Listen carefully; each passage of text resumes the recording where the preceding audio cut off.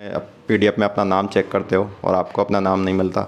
Hello everyone, तो यार मेरा नाम है नीरज ओझा और मेरा सिलेक्शन इस साल एसएससी सीजीएल 2025 के थ्रू जीएसटी इंस्पेक्टर की पोस्ट पर हुआ है।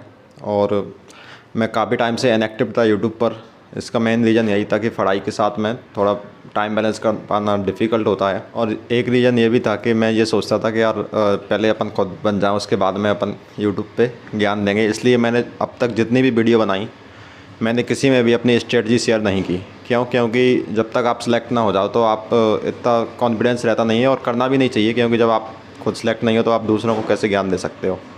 इसलिए मैंने अब तक जो भी वीडियो बनाई थी उनमें सिर्फ मैंने ये दिखाया था कि मैं कर क्या रहा हूँ, ये नहीं बोला था कि आपको क्या करना है। लेकिन अब मैं इस लायक बन चुका हूँ, इस काबिल बन चुका हूँ कि मैं आपको भी गाइड कर सकता हूँ किस तरीके से मैंने अपना स्कोर इम्प्रूव किया।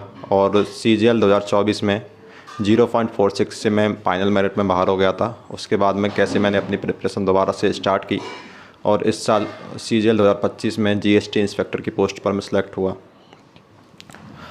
तो यार शुरू से शुरू करते हैं। तो मैंने अपनी प्रिपरेशन स्टार्ट करी थी ग्रेजुएशन के टाइम पे। मैंने अपना यूट्यूब चैनल शुरू कर दिया था ऐसे ही। दिमाग में मेरा फर्स्ट ईयर से ही था कि मुझे CGL का पेपर देना है। क्योंकि एक इसका यही रीज़न था कि यहाँ पे ये ऐसी थी तैयारी कि आप ऑनलाइन भी कर सकते हो और बहुत ज़्यादा इसमें ख़र्चा होगा नहीं। तो मैंने सोच लिया कि चलो इसकी तैयारी करते हैं। पर फर्स्ट में BSc मैथ से मैंने किया था, तो उसमें बहुत ज़्यादा टाइम देना पड़ता है स्टार्टिंग में आपको, इसलिए तब तो इतनी अच्छी प्रिपरेशन मेरी हो नहीं पा रही थी। मैंने अपनी प्रॉपर तैयारी जो शुरू की थी वो करी थी सितंबर 2023 में CGL 2024 के लिए। क्योंकि उस टाइम पे CGL का जो पेपर था वो जून में शेड्यूल्ड था। तो मैंने सोचा 7-8 महीने का टाइम है, आराम से इसकी तैयारी अभी से कर सकते हैं। अगर अच्छे से करेंगे तो इस बार अपना निकल सकता है। तो उसके बाद में पेपर थोड़ा डिले हो गया था, इसलिए और ज़्यादा टाइम मिल गया था तैयारी करने के लिए। तो मेरा प्री बहुत अच्छा हो गया था। मेरे प्री में CGL 2024 में 177 मार्क्स थे। लेकिन फिर उसके बाद में मैंने मेंस की शुरू की और मेंस भी मेरा ठीक गया था। लेकिन उसमें क्या हुआ था, GS का सेक्शन बहुत ज़्यादा हार्ड आ गया था और मेरी GS उतनी अच्छी थी नहीं शुरू से। तो उस वजह से फाइनल मेरिट में मेरा 0.46 से मैं बाहर हो गया था। तो यार ये मोमेंट बहुत ज़्यादा डिमोटिवेट करने वाला था। सबसे ज़्यादा ख़राब मोमेंट होता है वो यही होता है कि आप रिजल्ट PDF में अपना नाम चेक करते हो और आपको अपना नाम नहीं मिलता। तो इससे बेकार मोमेंट और कुछ हो नहीं सकता। और एक ये भी रहता है, फिर आप अपने घर पे कॉल करके बताते हो कि नहीं हुआ, तो बहुत दिल पे पत्थर रख के बहुत डिफ़िकल्ट मोमेंट रहता है बहुत ज़्यादा। मैं डिमोटिवेट था उस टाइम पे। फिर मैंने थोड़ा सोचा कि यार और फिर ऑप्शन क्या है और क्या क्या सकते हैं, क्योंकि ऐसा लग रहा था लक वेस्ट था पेपर 24 में। नॉर्मलाइजेशन में भी मेरे ज़्यादा मार्क्स नहीं बढ़े थे और जो मेरा 20 जनवरी को था, जिनका 18 जनवरी को था, उनके बहुत मार्क्स इम्प्रूव हुए थे। तो यार फिर इसके बाद मैंने बात करी घर पे पापा से। तो पापा बोल रहे थे कि नहीं हुआ था, कोई दिक्कत नहीं है और प्रिपरेशन कर, हो सकता है अगले बार हो जाए। क्योंकि अपन किसान हैं, अपन क्या करते हैं, साल भर मेहनत करते हैं, खेती तैयार करते हैं, पूरी फसल अपनी अच्छी खड़ी होती है, अपन डिज़र्व भी करते हैं। लेकिन एंड में क्या होता है, कभी कभी ओले पड़ जाते हैं, सारी फसल बर्बाद हो जाती है। लेकिन फिर अपन क्या करते हैं, अगले साल से वही काम करना फिर शुरू करते हैं, खेती करना बंद थोड़ी कर देते हैं। यही मैंने सोचा कि यार नहीं हुआ तो क्या करें, अपने हाथ में तो यही है कि फिर करते हैं, फिर से एफर्ट्स मारेंगे और ज़्यादा इम्प्रूव करेंगे और ज़्यादा देखेंगे कहाँ पे अपनी गलतियाँ हो गई, कहाँ पे अपन और सुधार कर सकते थे। तो ये सोच के मैंने दोबारा से अपनी प्रिपरेशन शुरू की। 1 आध वीक का मुझे टाइम लगा, उसमें मैं थोड़ा गांव में ही था अपने, जहाँ पे थोड़ा। फिर उसके बाद में मैंने दोबारा से अपनी तैयारी शुरू की और देखा, एनालाइज़ किया कि कहाँ कहाँ पे अपने मार्क्स कट गए थे, कहाँ पे अपन और इम्प्रूव कर सकते थे, कौन सी गलतियाँ थी। इसलिए कम से कम ऐसा तो रहे कि आप बॉर्डर पे ना रहो, तो आप निश्चिंत रहते हो कि कम से कम कोई ना कोई पोस्ट आपको मिल जाएगी।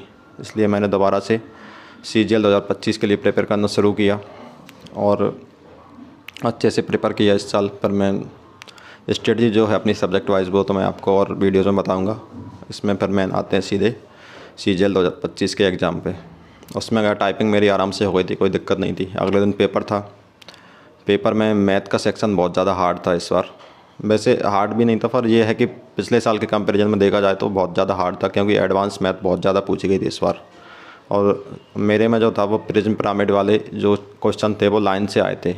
7-8 क्वेश्चन थे उसके और लाइन से आए थे। तो जो फर्स्ट क्वेश्चन तो मेरा आराम से हो गया था, लेकिन सेकंड क्वेश्चन था फेरडेलो फाइवडा वाला, तो उसमें मैं फंस गया था, उसमें बहुत टाइम हो गया। फिर उसके बाद में बहुत पेपर मेरा ऐसा लगने लगा कि यार पेपर तो बिगड़ रहा है। मैंने उसको स्किप करके मैं आगे बढ़ा।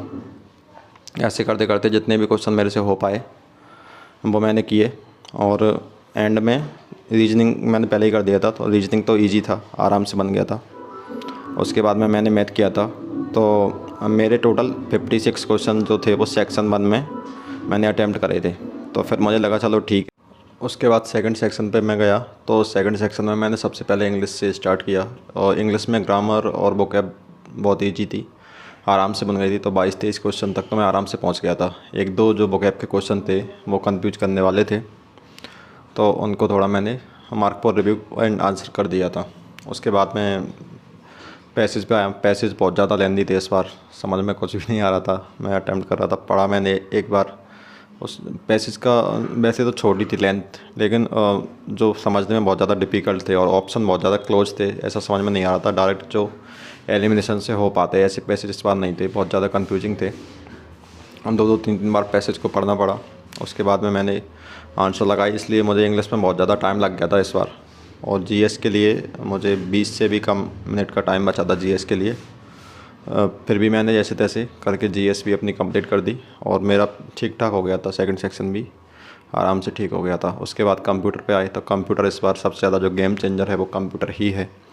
फिर कंप्यूटर में मैंने देखा, अटैम्प्ट करना मैंने शुरू किया।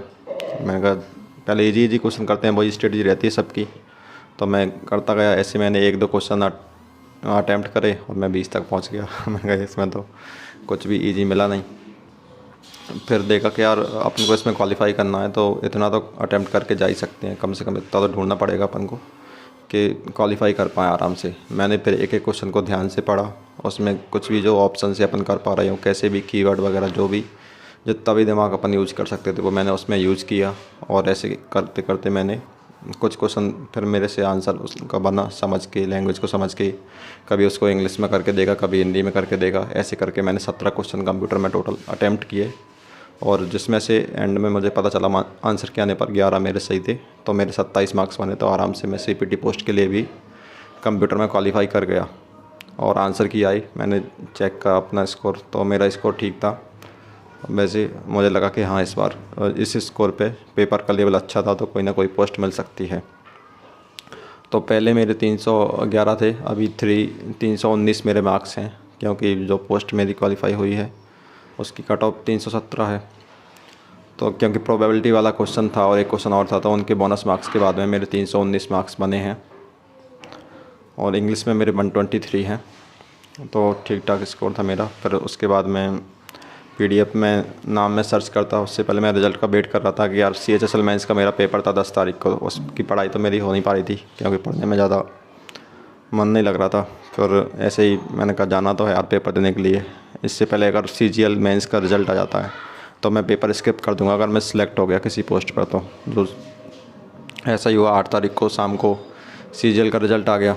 तो मैंने तो चेक नहीं किया था, ऐसे ही मेरे किसी दोस्त ने चेक किया था, उनका कॉल आना शुरू हुआ। मुझे ये था कि यार चेक करेंगे, बहुत मोमेंट ऐसा रहता है, बहुत डर लगता है उसमें कि यार आप चेक करो, आपको अपना नाम ना मिले, हो सकता है क्या पोस्ट मिलती है। तो फिर मैंने चेक नहीं किया था, मेरे एक दोस्त ने चेक किया था। पर अचानक से ऐसे दोस्तों के कॉल आना शुरू हुआ, तो मैं समझ गया था यार रिज़ल्ट आ चुका है, और शायद उन्होंने चेक भी कर लिया होगा। मैंने तो नहीं किया था, मेरी इतनी हिम्मत भी नहीं हो रही थी। फिर ऐसा हुआ कि मेरा एक दोस्त है अरविंद, तो वो मेरे रूम पे ही आ गया था, और उसने मुझे आके बताया कि भाई तेरा GST इंस्पेक्टर पे सिलेक्शन हो गया। मैंने कहा यार विश्वास नहीं हुआ मुझे, तो ऐसा लगा कि यार वो दोस्त मज़े लेने की बोलते ही हैं, तो मुझे कंफर्म नहीं था, श्योर नहीं था कि मेरा हुआ है नहीं हुआ। फिर उसके बाद में उसने मुझे दिखाया PDF में, मैंने देखा यार, मुझे लगा हाँ यार हो तो गया। तो वो मोमेंट जो था मेरी लाइफ का बहुत सबसे खुश मोमेंट वही था। उसके बाद बहुत अच्छा लगा मुझे। मैंने फिर घर पे कॉल करके बताया पापा को कि पापा इस बार हो गया मेरा सिलेक्शन, GST इंस्पेक्टर बन गया मैं। तो बहुत ही अच्छा मोमेंट था। तो यार ये थी मेरी कहानी। अब आगे से मैं और वीडियो चलाता रहूँगा।